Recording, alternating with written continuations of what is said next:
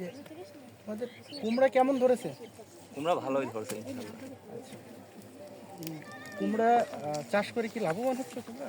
জি, মানে ভুট্টোর বীজের সাথে আমরা কুমড়োর বীজগুলো লাগা দিই, ভুট্টো উঠে যায়, ওই সারে আমাদের কুমড়োটা হয়ে যায়। কোনো সার ফার লাগে না, খালি বীজ কেনার টাকাটাই। অতিরিক্ত কোনো বাড়তি খরচও তো নেই? না, অতিরিক্ত কোনো বাড়তি খরচও নেই। আচ্ছা, 1 বিঘা জমিতে কেমন টাকা হতে পারে? 1 বিঘা জমিতে 40 মণ হয় ইনশাল্লাহ।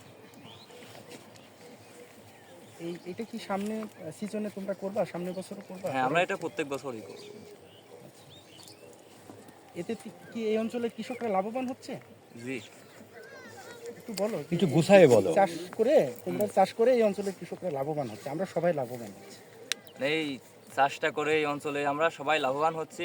আমরা ভুট্টোর বীজের সাথে এটা লাগিয়ে দিই, কোনো সার লাগে না, ভুট্টোর বীজের সারেই এটা হয়ে যায়, কোনো বাড়তি খরচ নাই এতে।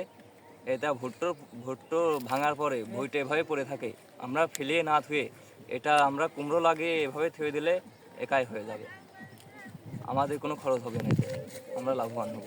ঠিক আছে।